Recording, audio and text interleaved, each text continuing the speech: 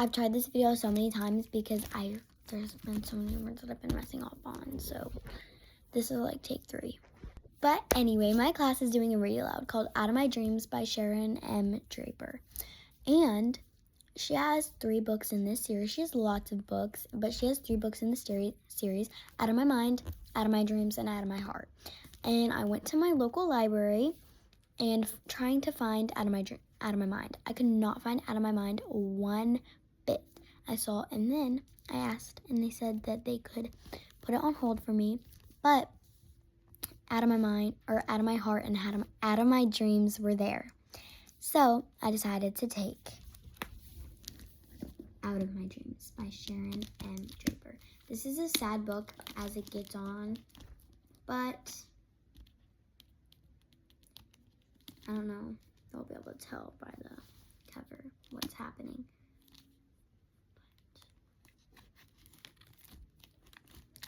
Yep, so let's just read this book, and if there's a name I can't pronounce, I'll just say the first letter of my name, and if there's a word I can't pronounce, I will try my best, or pause the video. This book, okay, Sharon M. Draper, okay? This book is for Damian Draper and David Bradley Jr., whose chances to dream and fly were cut short. I don't know what that means. Their lives were cut short. And that's a relative to Sharon M. Draper because Damian Draper. Okay. Let's go on to the book. Chapter 1. I walked to the podium, tall and confident. I wore a dusky red velvet dress that swirled lightly with each step I took. A black silk slash and saty smooth shoes completed the look. I turned to the crowd and waved. I could hear cheers. Yes, cheers for me, Melody Brooks. We love you, Melody. You're the best, Melody. We're so proud of you, Melody. I can't wait to hear from you. I smiled brightly, acknowledging each person as I passed them. Mom and Dad and Penny, her sister, were in the front row. Near them, I spotted our neighbors, Mrs. V and Mrs. G, and a girl I didn't recognize. And oh, was that Noah from camp? Oh my God, my heart skipped a beat. I couldn't believe he showed up. Reaching the podium, I grabbed both sides, lifted my chin, and took a deep breath. I spoke loudly and clearly, my voice echoing from the microphone. To all my friends and family and relatives who have gathered here today, I'm so very thankful, and to all of you who don't know the full story of how a surprise trip changed my life and opened new doors for me, here we go. More applause. Was that music playing in the background? I felt like dancing. My feet wiggled in my shoes, and suddenly I was tipping, tapping, twirling across the stage to beautiful strains of soft Stratus waltz. So I danced. Yes, I danced right there on stage in front of hundreds of people. The notes and the melody did their own dance in my heart, just like my name. I glided across the stage as lightly as the golden air around me. Music raised me up as I reached for the sky. I stretched further, and then I opened my eyes as the dream began to crumble into the reality of morning. I realized I could not speak. There was no music, not even any random birds squawking outside. I was in my bed, waiting for my mom to get me up, place me in a wheelchair, and get me ready for the day, which would not, for sure, including dancing.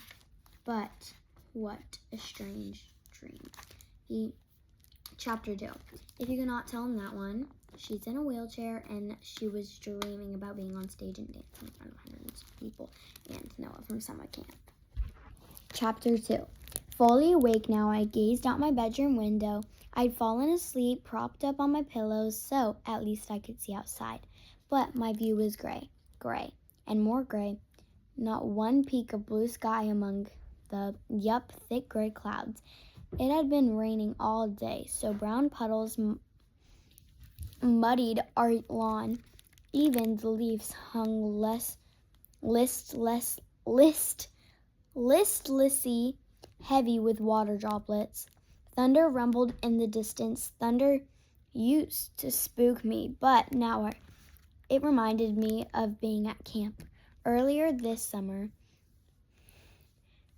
during art class, I learned how to use the thick, gloppy paint to express my feelings, especially the harder ones, like when I was confident or hurt. If I were painting now, my page would be filled with browns and grays and dirty blues.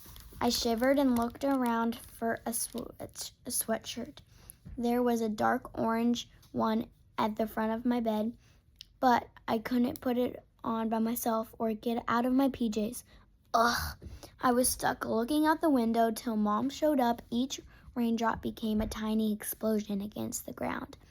I doubt if anyone could hear just the raindrop, but hundreds of them make their own kind of music. It's rhythm, yet gray. I can usually sense a color in just about everything. For example, the rustling of the leaves sound like green, and the winds in my hair feel like blue, and my favorite cookies taste like gold. But I didn't sense any in today's rain. And I still didn't hear one single bird chirping. Did birds run for cover in a storm? It must be hard with only leaves or skinny branches to stay dry under. But maybe they'd like rainy days, free showers, and the wind. Whoa, was seriously spooky outside. And there was certainly no crowds in an audience waiting to hear me give a speech. Maybe it was the world's way of crying with me and every other kid. Summer vacation was nearly over, as if in answer lightning sparked across the sky. At least I was safe and warm inside. The storm could do the painting in gray droplets soaked, saturated. I don't know. These are short chapters, guys. Sudden fall of supports and splashes. Ha! All the words that just have slid out of my mind begin with letters S. I have this spoken love after with my words. Maybe because I can't usually speak them. My words are like bubbles from under the sea, floating around me, floating within me, silent, screaming to be heard. At the same time, words make me whole, which is ironic because, hello, I can't talk, but that doesn't shut me up. So, don't be feeling sorry for me because I have a lot to say. Chapter 3. I might read like 2 more. I don't know. Chapter 3. Here's the thing. Lots of people talk who have nothing to say. But for me, words are just my superpower. I use them to fly me to galaxies of understanding, to joke around with friends at a picnic table, or to tell my sister Penny to open the back door so that our dog Butterscotch can go out and pee. Lucky for me, I've got a device that helps me get the words out. A computer machine called MediTalker. Just by touching a few squares with my right thumb, it behaves best. It talks for me, and a full sentence emerges. I am Elvira, the device, not my thumb. Haha, why? 'Cause I can. Penny would sass, actually. It's from an old song that always plays in the car before Elvira, which sits on a specially made shelf on the side of my bed at night. I had a zillion thoughts stuck in my head with no way to get them out. But now I can have ordinary conversations with my family and the new friends I made at camp. I just wish the voice installed and it didn't sound like a kid with a really, really bad cold. In my head, I'm thinking I should sound like Beyonce. Maybe they'll fix it one day. Maybe I will. A few weeks ago at Camp Green Glades, I also got to do other kinds of things. I had never dreamed of ski. I loved that camp. Truth. I didn't think I would when I first got there, but I was scared. Away from home for the first time ever and the way out of my comfort zone. Like, duh, I can't walk or talk. And you want me to go to camp and hike through the woods? But it ended up being the best thing ever. Even when we ran into a skunk. I'm usually transported by a wheelchair, but at camp I rode a horse in a thunderstorm by myself. Well, it wasn't exactly supposed to happen like that, but even though I ended up soaking wet and totally terrified, I had a blast. Plus, I went ziplining, me, hung from under the stars around a blazing campfire and even learned to swim. It was the most fun I've ever had in my entire life. Even better, for the first time I made friends. I glanced down at a skinny wrist and gently touched the frayed, multicolored friendship bracelets that my friend and I wore at camp. It was really the first time in life that I've ever had anyone to my age to giggle and whisper with, ever. The four of us have sent a few texts to each other since then, but nothing is as awesome as singing songs by a blazing campfire. That might sound like no big deal, but for real, before I went to camp, I never had a single person who I could call a real friend. Yeah, I knew kids at school, but no one actually wanted to hang around me, not even for a minute. A lot of them, didn't even seem to see me. They'd walk around me or pretend I was invisible. Guess what that made me feel like? Yeah, invisible. But at camp, all the kids had some sort of challenges, which is how I guess the rest of the world sees us. There were kids who had spina bifida, and Down syndrome. And some conditions I'd never even heard of. We all needed help, just in different ways.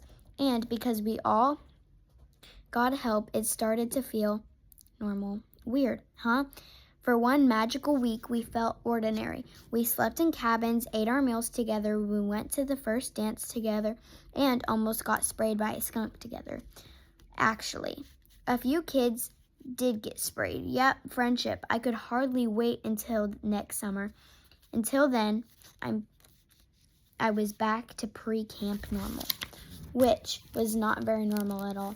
The conditions that I've been labeled with is called cerebral palsy. Isn't that an awful sounding name? Maybe I should start a campaign to oh my god.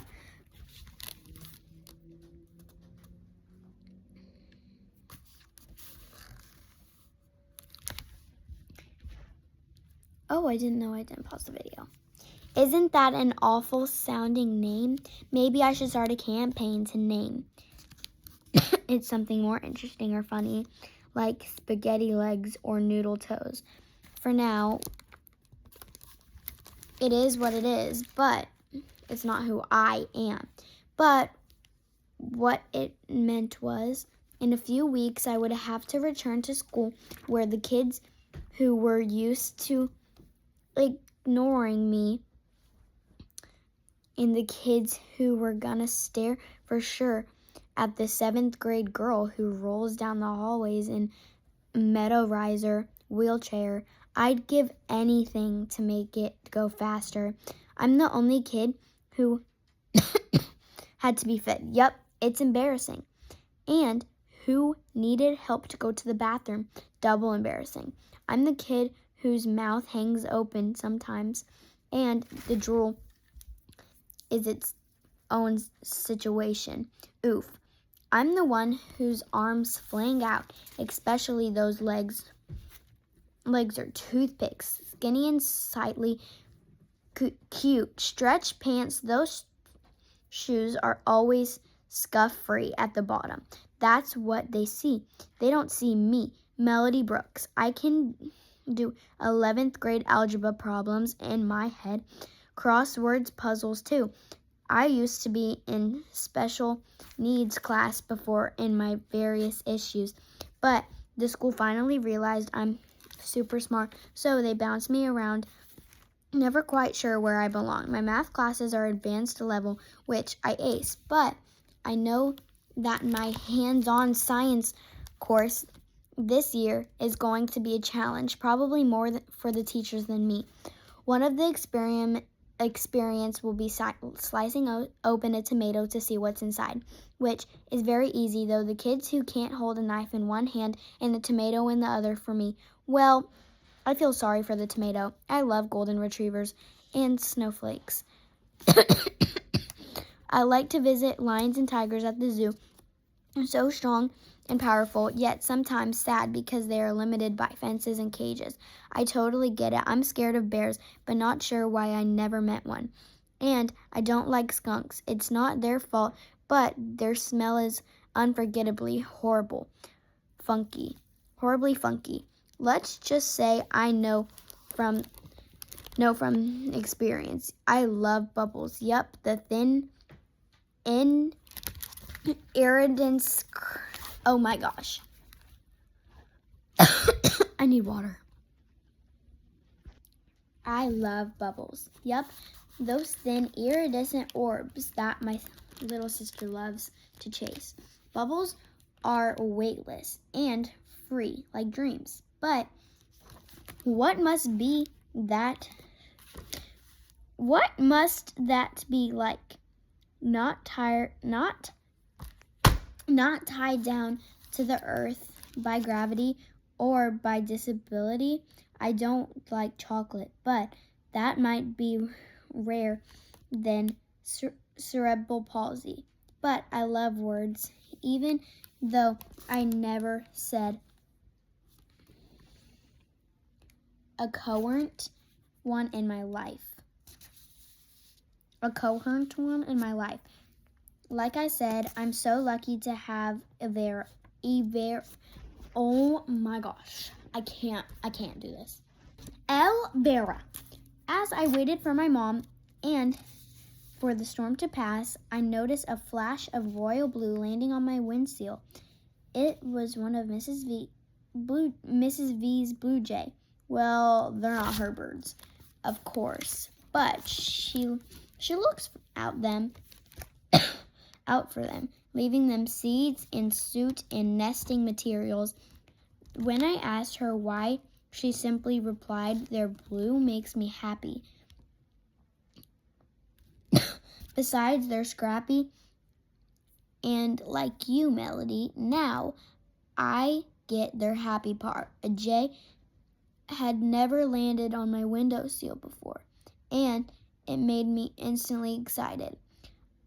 Like a slice of blue sky had been broken through all the gray. After all, watching the blue jays reminded me of nature series like... Hold on, guys. I'm shaky.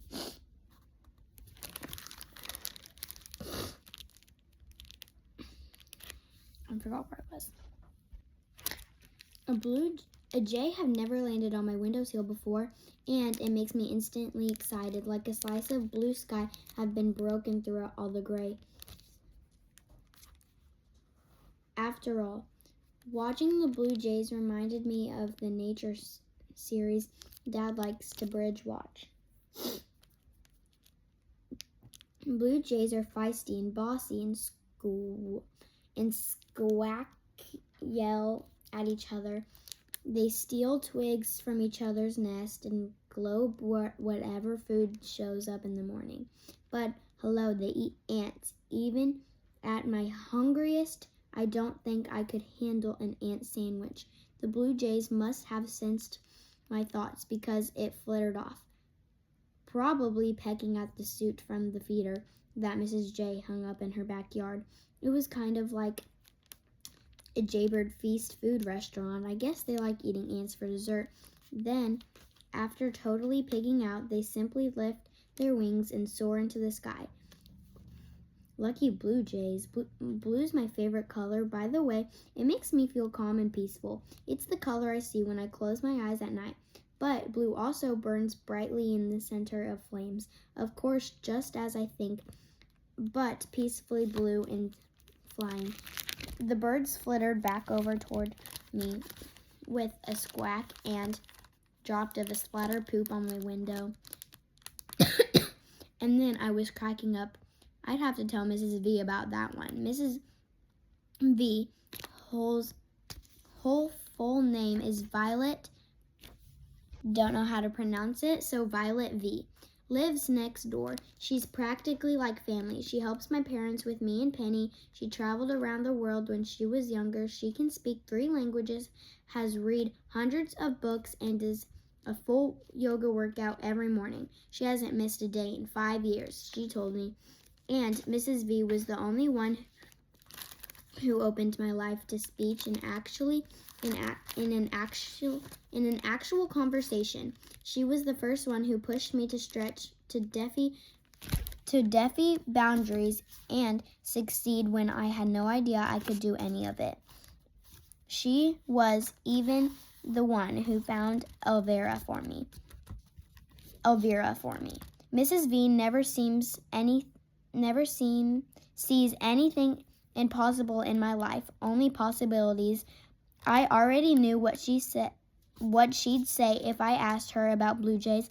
Let's look this up. Let's do some research. Let's find some photos. By let's, she means me. So that was what I did. Elvira is also a fully functional supercomputer. So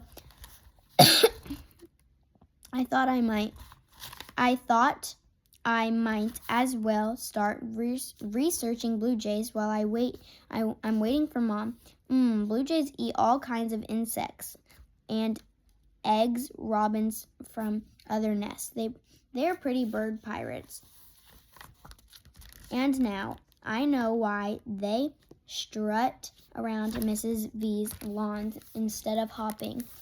They've got heavier legs and feet than most birds. I was admiring close-ups of those cool crests on their heads, like they're flying around with crowns on, when at least I heard my mom walking down the hall. Penny must have woken up.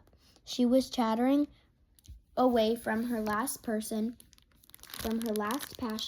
fingernail polish. She had bottles of the stuff all around the house, every color imaginable, and some I'm pretty sure somebody just made up. So Mom got her shiny red caboodle to contain the mess, one of those plastic bins with a handle with little squares inside. And now Penny carries that thing everywhere. It's filled with pink frosted lip gloss, hair clips, kid cologne, and even body glitter. And yes, 8 gazillion bottles of nail polish. The part that's impressive is that she's not even 5, but she knows exactly how to apply polish. She's never spills a drop. Her hand never shakes or wobbles as she paints her left hand with the right and her right hand with the left. Her dexterity amazes me, and facts maybe makes me a little ambitious. I couldn't even hold a sponge long enough to feed myself without spilling. I glanced at the bird poop on my window. Couldn't wipe that up earlier. chapter 4, and I'm not going to be reading chapter 4. My throat is so clogged up. I will be reading a little bit as I go to bed, but I will be reading you from. I have 2 bookmarks. I'm gonna put one. I'm gonna put this one where we stopped, and then my other one where I stopped. So yeah, hope you guys like that. And each video is going to be going to 26 minutes. I just ended at 25. So you guys, if you have any questions, put it in the comment section. If there's no comments on this video and there was in the next, you can add any, like if there's any, I know which chapter we're on, it's okay. Like if there's only one video and you only have like one video and you have questions about all the videos, just put them down. And if there's no videos that have the comments on, find any video and I'll try my best to find all of them. That's it for today. Hope you guys like this video. Bye.